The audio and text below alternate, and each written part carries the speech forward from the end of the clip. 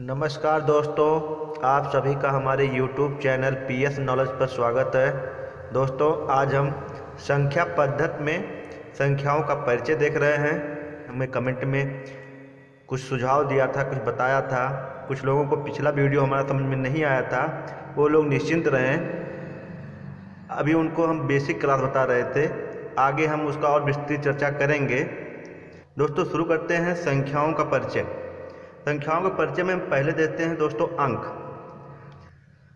ऐसे चिन्ह जो संख्याओं के लिखने के काम आते हैं उन्हें हम अंक कहते हैं।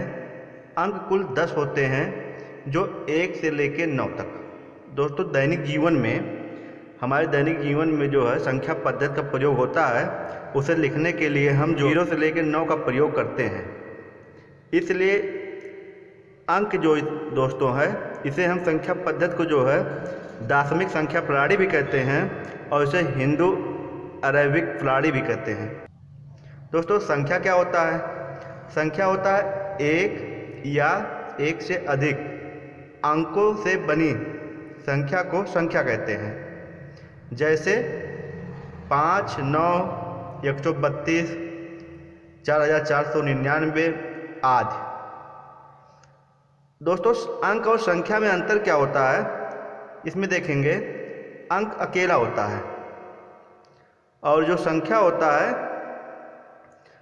वो 2 या 2 से अधिक अंकों से मिलकर बनता है।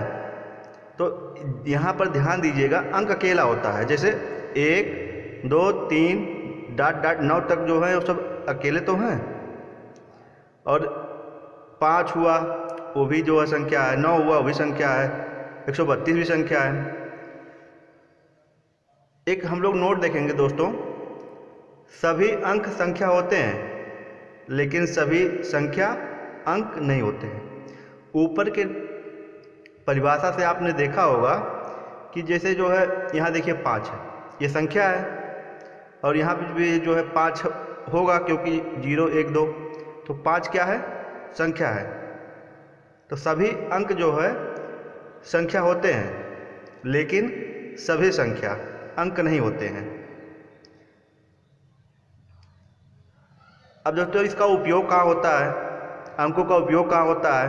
वो गणितीय वस्तुएं जिनका उपयोग गिनने, मापने और नामकरण के लिए किया जाता है। दोस्तों, यहाँ पर लिए के लिए किया जाता है।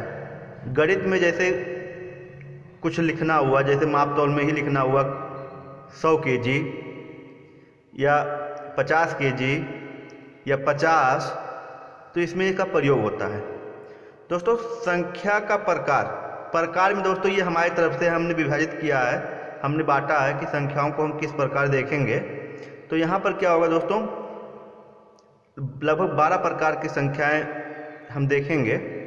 तो दोस्तों, पहले क्या है? प्राकृतिक संख्या। फिर क्या है? पूर्ण संख्या। फिर क्या है? पूर्णांक संख्या। फिर क्या है? सम संख्या। फिर विषम संख्या, भाज्य संख्या, अभाज्य संख्या, सभाज्य संख्या, परमेय संख्या, अपरमेय संख्या, वास्तविक संख्या, अवास्तविक संख्या। दोस्तों, ये वीडियो आज से जो लोग देखेंगे डेली, उनको मैथ बिल्कुल आसान लगेगा और अच्छे से समझ में आएगा। इसीलिए आज दोस्तों हम संख्याओं के बारे में परिचय करा रहे हैं कि आप लोग जान लें, समझ लें कि ये क्या होती है, क्या होता है। तो दोस्तों, देखते हैं पहले प्राकृतिक संख्या। प्राकृतिक संख्या क्या है? गिनती की सभी संख्याएं प्राकृतिक संख्या कहलाती है। जैसे 1, 2, 3 डॉट डॉट डॉट डॉट अनंत तक। इसको सरल भाषा में कह सकते हैं, 1 से लेके अनंत तक की संख्याएं प्राकृतिक संख्या कहलाती हैं। दोस्तों, सबसे छोटी प्राकृतिक संख्या क्या होगी? 1, क्योंकि जब शुरुआत 1 से हो रही है तो सबसे छोटी होगी। और सबसे बड़ी प्राकृतिक संख्या क्या होगी? दोस्तों, जब अनंत तक है तो इसको हम क्या कर सकते हैं? ज्ञात नहीं कर सकते। या होगा, इसको कहते हैं CND। दोस्तों प्राकृतिक संख्या के क्वेश्चन कैसे आते हैं, आपने देखा होगा 1 से लेकर 100 तक के प्राकृतिक संख्याओं का योग या औसत, इस तरह क्वेश्चन में आपको दिखाई दिए होंगे एग्जाम में। तो प्राकृतिक संख्याओं का योग का जो फार्मूला होता है n+1/2। दोस्तों इसका हम ट्रिक भी बताएंगे जब आगे क्वेश्चन लेके आएंगे। फिर दोस्तों देखते हैं पूर्ण संख्या।